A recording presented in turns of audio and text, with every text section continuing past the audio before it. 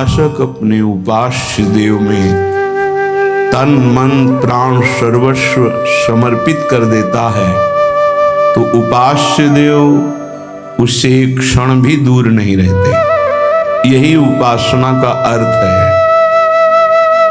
सदैव अपने इष्ट के समीप रहना उपासना, समीप रहना भाव से तन से। हमारा तन उनकी सेवा में, मन उनके भाव में, वाणी उनके नाम गुण कीर्तन गायन में, श्रवणेन्द्रिय उनके श्रवण गुणों का करना, नाम कीर्तन का करना, नाम जप का श्रवण करना, साक्षात भगवत स्वरूप हो जाता है। जो है वही प्रकाशित हो जाता है। ये भटकना इसी जन्म में सुधर सकता है, पशु पक्षी आदि योनियों में नहीं। इसलिए सावधान होकर के एक एक क्षण, एक एक श्वास, एक एक वृत्ति राधा नाम में लगा दो, खुद परिणाम देख लोगे। श्री कृष्ण चंद्रजू को कोई अपनी तपस्या के द्वारा यज्ञ दान वेदाध्ययन तीर्थ स्नान आदि के द्वारा कभी वशीभूत नहीं कर सकता। और निश्चित किया हुआ मूल्य राधा नाम है। जो राधा राधा राधा वो प्रभु को अधीन कर लेता है।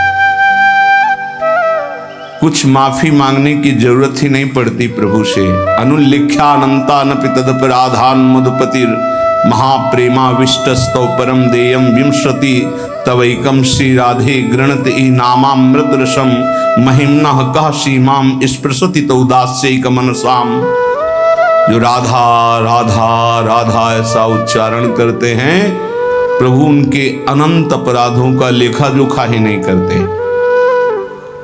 श्री जी के नाम की ऐसी महिमा है। फिर जो श्री जी के चरण दास्ता में अपने जीवन को लगा दिए, उनको क्या मिलता होगा? किसी की सामर्थ्य नहीं कि कोई इसका वर्णन कर सके कि जिस कृपा सिंधु की एक कृपा कोर से दुरंत राक्षस भाव को प्राप्त भी परम पद के अधिकारी हुए, वही कृपा समुद्र का सार रूप हमारी लाडली जू, उनकी कृपा को कौन जान सकता है? जैसे प्रभु श्री कृष्ण चंद्रजू को रिझाने के लिए एकमात्र उपाय है अनन्यता, ऐसे प्रियाजू को रिझाने के लिए एकमात्र उपाय है दैन्यता। श्री जी के हो के अत्यंत दैन्य हो जाओ तो अवगुण करे समुद्र सम, गणत नापनो जानी।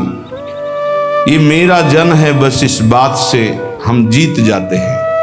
श्री जी के चरणारविंद में अपनापन हुआ कि हम जीत गए। अवगुण करे समुद्र सम, समुद्र के समान यदि अपराध बन जाए तो मेरी लाडली जो मानती ही नहीं कि अपराध हुआ है। पर ये अनन्यता, ये दैन्यता बिना रसिक महापुरुषों का सेवन किए नहीं आ सकती। और बिना वृंदावन के रसिक जनों का संग नहीं मिल सकता। वृंदावन की कृपा के बिना विशुद्ध प्रिया प्रीतम के अनुराग में जिनका मन लगा हुआ है, ऐसे रसिकों का संग नहीं मिल सकता। वो मिलेगा तो वृंदावन की कृपा से। कभी भी कहीं भी किसी को भी यदि ये सौभाग्य मिला तो पहले वृंदावन की कृपा हुई, तब ये सौभाग्य मिला। श्रीपाद प्रबोधानंद जी महाराज कह रहे हैं, गाढ़ा शक्तिमता मपीह विशेष स्वत्यंत निर्वेदतो दृक्पाते प्रसहिष्णुतातिशयिनां योगे समुद्योगिनां ब्रह्मानंदरसैकलीन मनसां गोविंद पादाम्बुज द्वन्द्वाविष्टधियां च मोहनमिदं वृंदावनम स्वैर्गुणैः। बड़ी महिमा की बात कह रहे हैं श्रीपाद प्रबोधानंद जी महाराज। स्वैर्गुणैः मोहनोपि अपने प्रभाव से तुम्हारे मन और चित्त को मोहित करके प्रियालाल के चरणों में समर्पित कर देगा। ये वृंदावन का प्रभाव है।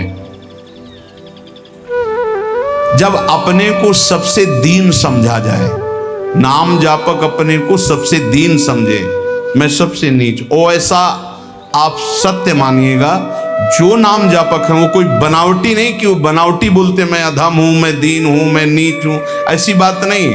अनुभव होता है प्रभु की कृपा कहां और कहां मैं नीच, ऐसा दोनों का तारतम्य अनुभव होता है।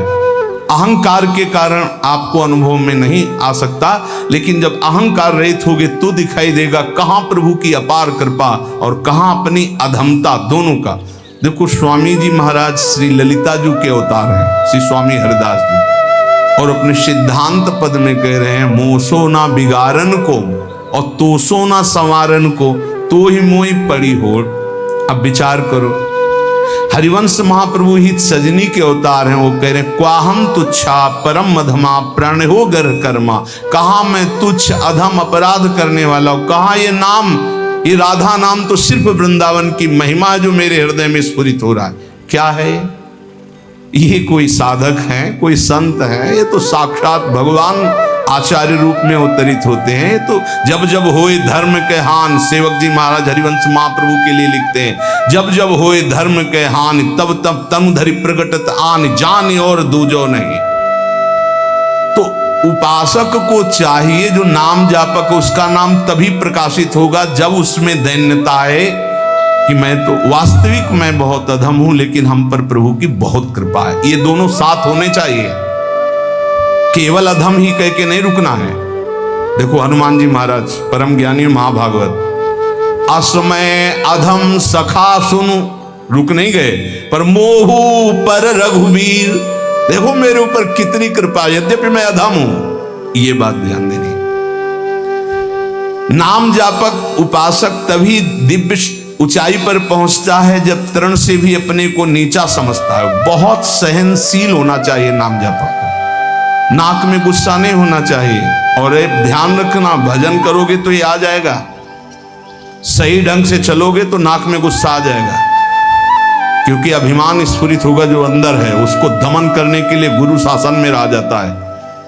त्रिभुवन में कोई दूसरा नहीं है जो भजन का अभिमान नष्ट कर सके, केवल गुरु नष्ट करते। एकमात्र अहंकार पर अगर हथौड़ा कोई मार सकता है ज्ञान का, तो केवल गुरुदेव है, दूसरा तो ऐसे ही बोलेगा, लेकिन वो सीधा प्रहार उसी अहंकार पर। बहुत सहनशील उपासक को गुरुदेव की कृपा बना देती है। इसलिए एक प्रश्न हुआ था कि हम अव्यक्त रूप से गुरु मान लेते हैं तो हमें क्या भगवत प्राप्ति नहीं होगी? देखो अव्यक्त तुम्हें चपत लगाने नहीं आएगा, ध्यान देना। अव्यक्त तुम्हें ऐसा नहीं कि खड़े रहो, यहां यही खड़े रहो जब तक लौट के ना आए, यही खड़े रहो, चलो ऐसा करो। ये हमको प्रगट गुरु चाहिए, क्योंकि प्रगट में फंसे हैं। वो हमको दुलार भी करें, हमें डांट भी सके, हमें चपत भी लगा सके, तभी हम सुधरेंगे। मान लो हम अव्यक्त गुरु मान लेते हैं तो जो मन आया सो कर रहे हैं, वो समझा। अव्यक्त गुरु तुमको कौन ऐसा है जिसको उपदेश नहीं कर रहे? आप बुरा करने चलते हो, अव्यक्त गुरु अंदर रोकते, मान पाते हो आप? एक त्रिभुवन में गुरुदेव के सिवा कोई ऐसा नहीं जो निर्विकार और निरहंकार कर सके। ये हम खुली बात कहते हैं। भगवान भी हमारे हृदय में बैठे रहे, निर्विकार नहीं किए। जन्म जन्मांतर से हमारे साथ हैं, कभी निर्विकार नहीं किए, कभी निरहंकार नहीं किए। वही हृदयस्थ भगवान अव्यक्त जब व्यक्त रूप गुरु रूप धारण किए तो पक्का सुधार हो गया, पक्का माया से मुक्त करने का मार्ग दिखा दिया।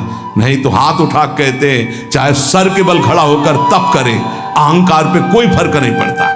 10-10 हजार वर्ष तक खड़े रहे, जटाओं में घोंसले बन गए, चिड़िया बैठी, तुम कितने साल जियोगे? सारा अहंकार मिट्टी में, सब ज्ञान है। तो क्या हुआ? केवल जल पी के रहे तो क्या हुआ? कितने ऐसे पशु पक्षी जल आहार करते हैं, उनको भगवत प्राप्ति हो गई। हर अहंकार की धज्जियां गुरुदेव उड़ाते हैं। और जब गुरुदेव का ऊपर वरद हस्त नहीं रहता तो सिद्धता का नाटक शुरू हो जाता है, नाटक शुरू हो जाता है। इसीलिए अत्यंत दैन्य भाव वास्तविक जब आएगा तो गुरुदेव के चरणों में आएगा। पक्का समझो, हम आपको हृदय की बात कहता हूं, जब तक गुरुदेव की कृपा नहीं तो दो बातों पर विजय नहीं प्राप्त की जा सकती। विकारों पर षड विकार जित, ये गुरुदेव की कृपा, और अहंकार रहित होना केवल गुरुदेव की कृपा, ये दैन्यता केवल गुरुदेव। ये खूब अंदर की बात कह रहा हूं, खूब साधन मार्ग में चल के कह रहा हूं। जब तक गुरु कृपा नहीं होगी प्रगट गुरुदेव की, तब तक दो बातों पर विजय नहीं प्राप्त की, एक तो विकार और दूसरे अहंकार। बहुत सहनशील होना, सहनशील गुरुदेव बनाते हैं, ठोक ठोक के हर जगह, जहां कमजोर हो वहीं पीट पीट के। दूसरों को मान देना और स्वयं अमानी रहना, ये गुरुदेव की कृपा से ही आता है। जो शुद्ध रसिक महापुरुष भगवत प्रेम में डूबे हुए हैं, वही अमानिना मान देन स्थिति प्रदान करते हैं। ये स्थिति बनावटी नहीं होगा, बनावटी टिक नहीं पाएगा। चाहे जितना भारी विद्वान तपस्वी पांडित्य से युक्त क्यों न हो, जब तक वो अपने को तृण से नीच नहीं समझता, सहनशील नहीं होता, दूसरों को सम्मान देना, स्वयं अमानी रहना, तब तक उसमें भगवत भाव का प्रादुर्भाव नहीं होता। ये बात बहुत ध्यान देने की है, नहीं खाली भटकना पड़ेगा। ऐसे हमसे बनते रहेंगे कि अंधा बटे और पड़ा चबाए। भजन करना कठिन, करके बचाना कठिन, बचा के पचाना कठिन। उपासक को चाहिए कि भूख लगे तो आधा पेट भोजन कर ले, प्यास लगे तो जल पी ले। जो विरक्त है उसे सदैव अपने साधन पथ को पुष्ट करते रहना चाहिए। अपने भजन, अपने साधन, अपना संयम, अपना ब्रह्मचर्य। कलयुग में सरल, सहज, महामहिम, परम सिद्धि प्रदान करने वाला नाम है, नाम। एक बहुत बड़े विद्वान थे, महाप्रभु चैतन्य देव नाम जी की महिमा वर्णन कर रहे थे, तो उसने कहा ये सब हम नहीं मानते, ये शास्त्रों में अर्थवाद कहा गया है। अर्थवाद कहते हैं कि फल स्तुति का वर्णन है, ऐसा वस्तुता नहीं है। इतना सुनते ही महाप्रभु ने कानों को ऐसे उंगली से बंद किया और कहा कृष्ण कृष्ण कृष्ण कृष्ण कृष्ण, श्री हरि श्री हरि श्री हरि श्री हरि। कितनी बड़ी पाप की बात कह दी और हमने सुन लिया। अरे नाम की तो निंदा कर दिया, सुनने मात्र से पाप लगता है। चलो सब चलो, वस्त्र सहित गंगा स्नान करो। इस अपराधी के मुख से नाम की ऐसी अवहेलना सुनने के कारण हम सब अपवित्र हो गए। महाप्रभु सब के सब वस्त्र सहित सचेल, सचेल कहते हैं कि वस्त्र सहित, वैसे ही गंगा स्नान किया। फिर गंगा जी में खड़े होकर के महाप्रभु भक्तों को कहने लगे, भाई तुम सच्ची मानो अखिल कोटि ब्रह्मांड नायक श्री कृष्ण के एक एक रोमकूप में असंख्यों ब्रह्मांड है। उन श्री कृष्ण को अधीन करने की सामर्थ्य श्री कृष्ण का नाम रखता है। मैं गंगा में खड़े होकर कहता हूं, पक्का पक्का। ये विद्वता भी बहुत कभी कभी भगवान से विमुख कर देती है। एक श्वास में नाम ले लिया, कृष्ण, राधा, राम, हरि। भारी पड़ जाएगा तुम्हारे हिसाब में जब तुम्हारा शरीर छूटेगा और तुम्हारे रजिस्टर को देखा जाएगा तो एक कृष्ण नाम निकलेगा, तो वो तुम्हें तार देगा। एक कृष्ण नाम, ये ध्रुवदास जी महाराज कह रहे हैं, एक नाम त्रैलोक ही तारे, जो ना ले सो जन्म ही हारे। पूरे जन्म में यदि भगवान नाम नहीं लिया तो व्यर्थ चला गया जन्म। और जिसने एक बार कृष्ण कहा, राधा कहा, हरि कहा, भारी पड़ जाएगा। यमराज जी महाभागवत हैं, एक नाम की कीमत क्या है? पूरा त्रिभुवन नहीं है, वो विजय को प्राप्त होगा। असंख्य ब्रह्मांडों के स्वामी अजित को जो जीत ले वो है नाम। कोई योग के द्वारा उनको वशीभूत नहीं कर सकता, तपस्या के द्वारा नहीं करता, तत्वों की संख्या की गणना करके सांख्य योग के द्वारा उनको वशीभूत नहीं कर सकता। अगर कोई आज तक वशीभूत किया है तो नाम जापक ने किया है। सुमीर पवन सुत पावन नामू, अपने बस कर राखे नाम। ये नामापराध में 10 नामापराध में एक अपराध है नाम में अर्थवाद की भावना करना। इसलिए जो भक्ति विहीन, उनकी कभी बातें नहीं सुननी चाहिए। बड़े बड़े मंत्रों का जाप, तपस्या, पूजा पाठ, यज्ञ, दान, अनुष्ठान कोई भी नाम की बराबरी नहीं कर सकता। गंगा में खड़े होकर महाप्रभु चैतन्य देव कह रहे हैं, स्वयं भगवान श्री कृष्ण चंद्रजू कह रहे हैं, न साध्यति माम योगो न सांख्यम धर्म उद्धव न स्वाध्याय तपस्त्यागो यथा भक्तिर्ममोर्जिता। भक्ति का स्वरूप क्या है? देवर्षि नारद तदर्पिता अखिलाचारिता तद्स्मरणेन परम व्याकुल तेज। हर समय भगवान का स्मरण करते हुए अपने कर्तव्य कर्म को भगवान को समर्पित करना, यह उत्तम भक्ति का लक्षण है। और यही मनुष्य जीवन का परम लाभ है कि प्रभु के चरणों में प्रीति हो जाए। यही ज्ञान का, योग का, धर्म का, कर्म का, सबका फल है। अगर ये नहीं, बड़ी दुर्गति है। एक बड़ा पशु चलने में असमर्थ, उसके गुदा द्वार से पीछे से कई नोच नोच के उसे खा रहे हैं, और वो केवल चिल्ला रहा है, ना भाग पा रहा है, कोई बचाने वाला नहीं। साहब ऐसे जिंदा पीछे से नोचे। अब जब तक उसके प्राण रहेंगे, कितना भयानक कष्ट पा रहा है, थोड़ा थोड़ा नोच नोच कर खा रहे। विशाल पशु भैंसा उठ नहीं सकता, अब उसे खा रहे। जितना छक जाएगा पेट वो चला जाएगा, दूसरा आएगा खाएगा वो चला जाएगा, जब तक उसके प्राण नहीं निकलेंगे। भयंकर कष्ट पा रहा है। ये प्रत्यक्ष यहाँ की दशा है। नरक आदि की तो कितनी उद्धार कर लो मानव जीवन में, ये मनोरंजन के लिए नहीं है। बहुत भयावह संसार है जिसे तुम देख नहीं पा रहे हो। जलज्ज्वालम सीतै स्वपदम करंदै शमयतु, ये जलती हुई ज्वाला है, बचना है तो स्वपदम करंदै शमयतु, प्रिया प्रीतम के चरणारविंद की शीतलता से इन तीनों तापों का दमन करके प्रिया प्रीतम को प्राप्त कर लो, अन्यथा कोई उपाय नहीं। मनुष्य शरीर छूटा कि धोखा ही धोखा। क्या तुम समझते हो अविनाशी हो तुम? ये तो नहीं समझ पाए तुम अविनाशी हो। तुम तो देह भाव में विचरण करते हुए भोगों में राजी हो, तो तुम्हें देह ही मिलेंगे, लेकिन ये देह नहीं मिलेगी। बार बार ये देह नहीं मिलती। रसिक शिरोमणि श्री धुरदास जी महाराज कह रहे हैं, बार बार तो बनत नहीं यह संजोग अनूप, मानुष तन वृंदा विपिन रसिकन संग विरूप। बहुत बढ़िया अवसर है, अभिमान न करो, प्रार्थना मान लो। ये जो महापुरुषों की वाणी, संतों की वाणी है, ये आपके परम मंगल के लिए है। ये किसी स्वार्थ से युक्त नहीं है।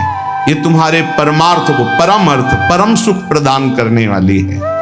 कोई कितना भी तुम्हारी निंदा करे, क्षमा शस्त्रम करे यस्य दुर्जना किम करिष्यति, अतृणे पतितो वह्नि स्वयमेवोप शाम्यति। वैष्णव के पास एक महान अस्त्र है जिससे वो दूसरों को परास्त करता है। क्या? क्षमा। ध्यान देना, ये वो अस्त्र है जो सांप से भी भारी है। उमा क्षमा सापहुते भारी, अपने कर्म जाय अपकारी तुम्हें। क्षमा शस्त्रम करे यस्य दुर्जना किम करिष्यति, क्षमा रूपी शस्त्र का प्रहार करो, अर्थात क्षमा कर दो। दुर्जन लोग तुम्हारा बिगाड़ नहीं सकते, क्योंकि भगवान है। जैसे तिनका जलकर भस्म हो जाता है, ऐसे ये दुर्जन लोग अपने आप सांप होते भारी। वैष्णव को क्षमा करना चाहिए। कहते हैं कि जैसे छात्र क्लास में पढ़ता है, जब उसकी क्लास बदलने का समय आता है तो उसकी परीक्षा होती है, ऐसे साधु वैष्णव की परीक्षा होती है। क्या परीक्षा होती?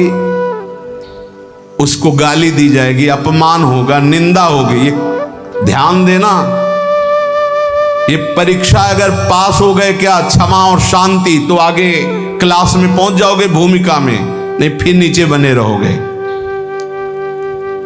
इस लोक में तुम्हारी चाहे कोई कितनी निंदा करे, तुम उसकी निंदा मत कर देना। निंदा को सहन करना। निंदा दो प्रकार की होती है, एक अपवाद और एक प्रवाद।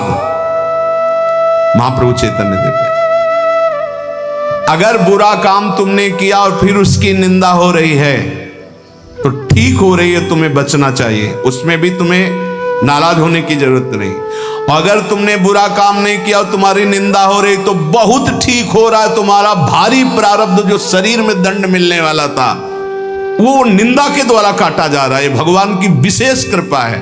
दोनों स्थिति में, प्रवाद और अप्रवाद में भी तुम्हें किसी तरह क्रोध नहीं करना है। बहुत बड़े महापुरुष चरणदास जी महाराज, साधो निंदक मित्र हमारा, निंदक को निकटे ही राखो, हो न देऊ न्यारा, साधो निंदक मित्र हमारा। निंदक नियरे राखिए आंगन कुटी छवाए, कमरे में नहीं बीच आंगन में रखो, उठते बैठते देखे, एक एक दोष वर्णन करे, ये बड़ी बढ़िया बात है। निंदा करने वाले भारी पापों का नाश कर देते, बात मान लो। पर जब निंदा होती है तो ऐसे लगता है जैसे दिया सलाई पेट्रोल डाल के लगा दी गई है छाती। और उसके प्रति यही आएगा कि अगर तप होता तो राखी करके दिखा देते लोगों को। हाँ, ये अगर अंदर वृत्ति है तो भगवदानंद की अनुभूति नहीं होगी, ध्यान रखना। सहना पड़े अपवाद और प्रवाद। अपवाद, यदि गलती हुई है उसकी निंदा हो रही तब तो ठीक ही हो रही, उसमें क्या बोलना है। और अगर गलती नहीं हुई, निंदा हो रही तो बहुत ठीक हो रहा, तुम्हारे प्रारब्ध का नाश हो रहा, पूर्व प्राप्त जो शरीर को दंड मिलता और निंदा देके भुगता दिया गया। कह रहे निंदक को निकट ही रखो, बढ़िया सुविधा देके रख सकते हो। प्रशंसा वाले को रखा जाता है नजदीक। खड़े हो माइक। तो आप लोगों के बीच में हम ये बड़े गर्व से कहते हैं कि पूज्य महाराज जी का सानिध्य हमारा परिवर्तन कर दिया। और हम और वही माइक से बोलने लगे, बड़ा दुर्भाग्य इनका संग मिला। दृष्टि बदल जाए तो कह देला, बड़े बड़ों की बात होती है, छोटों की नहीं। निंदा में अच्छे अच्छों की दृष्टि बदल जाती है, रौद्र दृष्टि हो जाती है। जो निंदा होने पर शांत रहे वो स्थिति प्रज्ञ महात्मा होता है। पूज्य बात उड़िया बाबा जी महाराज, जैसे कोई विदेशी भाषा में हमको गाली दे, हमें पता ही नहीं क्या बोल रहा है, मुस्कुरा के चल देंगे। जब हमारी भाषा में हमको गाली दे और हम ऐसे मुस्कुरा के चल दे, बिल्कुल बुरा ना लगे, तो समझो स्थिति आई है। पाछे निंदा करियग धोवे, सुनि मन मिटे विकारा, जैसे सोना तापी अगिन में, निर्मल करे सुनारा, साधु निंदक मित्र हमारा। ये निंदक लोग कितने कृपालु हैं। ये पीछे से निंदा करते हैं और क्या करते हैं, समस्त विकारों को उसके मिटाकर ऊपर उठा देते हैं। पक्का निंदा सह गए तो भूमिका बदल जाएगी। बहुत कठिन है निंदा सहना, बहुत कठिन है। निंदा सह गया तो द्वंद्व सहने की ताकत आ जाएगी। स्तुति बहुत अच्छी लगती, नहीं लगती। बगल से निकल के कोई भी ये कह रहा कि बड़े भाग्य हैं ऐसे महात्मा के दर्शन, और कान में पड़े तो ऐसा लगता है बर्फ की सिल्ली रख गए, नहीं? और जब कोई न कोई प्रणाम न कोई नमस्कार और कटु वचन बोले, फिर उसके हमारा नम्र भाव, ये हमारी वैष्णवता, ये साधुता है। क्या करते, जैसे अग्नि में तपाकर सोना शुद्ध होता है, ऐसे निंदा करके ये लोग हमारे पापों का नाश करके हमें ऊंची स्थिति प्रदान करते। तो कौन बड़ा हुआ, जो हमें स्तुति करके नीचे गिरा दे या जो निंदा करके ऊपर उठा दे? जो ऊपर उठा दे। तो निंदक मित्र हमारा, बोले घन अहरन कसी हीरा निबटे, कीमत लक्ष्य हजारा। कांच और हीरा की पहचान कैसे होती? एक घन में पहचान होती है। घन लोहे का एक हथौड़ा जैसा होता है, और उसको ऐसे रख के पक्की जगह पे, लोहे पे, और ऊपर से घन मारो। अगर नकली हीरा है तो छार छार हो जाएगा, और असली हीरा है तो कुछ फर्क नहीं पड़ेगा। तो बोले असली संत में जहां गाली गलौज निंदा अपमान करो कोई फर्क नहीं पड़ा, अगर टूट गया तो नकली हीरा था, असली हीरा नहीं। घन अहरन कसी हीरा निपटे, तो कीमत लक्ष्य हजारा। ऐसे जाचत दुष्ट संत को, करन जगत उजियारा। साधो निंदक मित्र हमारा, ये भगवान से मिलाने वाले बनते, निंदा करने वाले। ये दुष्ट जन जो निंदा करते हैं, ये हमें भगवत प्राप्ति कराते हैं। इनके चरणों में कोटि कोटि प्रणाम। ये संसार में फंसने नहीं देते, छोटी सी छोटी गलती सामने रख करके हमको भगवान से मिला देते हैं, हमारे पापों का नाश कर देते हैं, हमारी बाधाओं का नाश कर देते हैं। जोग यज्ञ जप पाप कटन ही तू करे, सकल संसारा। और बिन करनी मम करम कठिन, सब मेटे निंदक प्यारा। कितनी बढ़िया बात। बड़ी बड़ी साधनाओं से पाप नष्ट करने का प्रयास किया जाता है, लेकिन निंदक, हम कुछ प्रयास भी नहीं कर रहे, हमारे सारे पाप नष्ट कर रहा है निंदा करके। कितना प्यारा मित्र है। बिन करनी मम करम कठिन, सब मेटे निंदक प्यारा। सुखी रहो, ये कोई संत ही बोल सकते हैं, ये केवल संत हृदय बोल सकता है। सुखी रहो निंदक जग माही, रोग न हो तन सारा। हमारी निंदा करने वाला, उतरे भव निधि पारा। ये कोई महात्मा ही बोल सकता है, दूसरे की ताकत ही नहीं। कह रहे हैं निंदक सुखी रहो, इस लोक में तुम्हारे शरीर में कोई रोग ना हो, और मेरी निंदा करने वाला परलोक में भगवान को प्राप्त हो, ये मेरा आशीर्वाद है। क्या संत है, क्या इनका हृदय कौन जान सकता है। सुखी रहो निंदक जग माही, रोग न हो तन सारा। हमारी निंदा करने वाला, उतरे भव निधि पारा। साधो निंदक मित्र हमारा। निंदा जो कर रहे हैं, निंदक के चरणों की स्तुति भाखों बारंबारा। चरण दास कहे सुनियो साधु, ये निंदक साधक भारा। ये निंदा करने वाले भगवान की प्राप्ति कराने में बड़े सहायक हैं। हे साधु, कभी इनकी निंदा मत करना। जो तुम्हारी निंदा करे तुम सह जाना, तुम्हें भगवत प्राप्ति करा देंगे, पक्की बात। इसलिए महाप्रभु चैतन्य देव अपने श्रीमुख से कह रहे हैं कि यदि लौकिक और पारलौकिक उन्नति प्राप्त करना चाहते हो, तो तुम अपनी निंदा की कभी अवहेलना मत करना। तुम्हारी निंदा हो रही, बड़े प्यार से चुपचाप सुन लेना और क्षमा कर देना, तो तुम इस परमार्थ के क्लास में ऊपर उठ जाओगे। यदि जीवन में किसी के कोई दैवी संपदा की विशेषता और मां भागवती गुण पाए गए हैं, तो उन्होंने जीवन में बहुत कष्ट सहा है, गालियां सही है, मारपीट सहे, अपमान सहे हैं, तब जाकर वो जैसे स्वर्ण तपाने पर चमकता है, ऐसे वो चमकते हैं। उपासक को लौकिक पारलौकिक उन्नति प्राप्त करने के लिए निंदा, अपमान तिरस्कार सहना होता है। ये सहने की सामर्थ्य, फिर कह रहा हूं, सदगुरु कृपा पात्र में आती है। जो सदगुरु प्रदत्त नाम जप करता है, मंत्र जप करता है और उनके चरणों में दैन्य होके रहता है, उनकी आज्ञा में रहता है, तो ये सब जितनी सामर्थ्य देवी संपदा की वो सब जागृत हो जाती है। खूब नाम जप करें, सहनशील बने, सहनशील ही भगवान को आशय उदार धीरज सहित विवेकी। सहनशील, आशय उदार, धीरज सहित विवेकी, ये परमार्थ का विजयी योद्धा होता है। धैर्यवान, विवेकवान, सहनशील, उदार आशय, सबका। देखो कितना उदार आशय। कह रहे हैं जो हमारी निंदा करे कभी अस्वस्थ ना हो, सुखी रहे, जब शरीर छूटे तो भगवान को प्राप्त हो, भवनिधि से पार हो जाए मेरी निंदा करने वाला।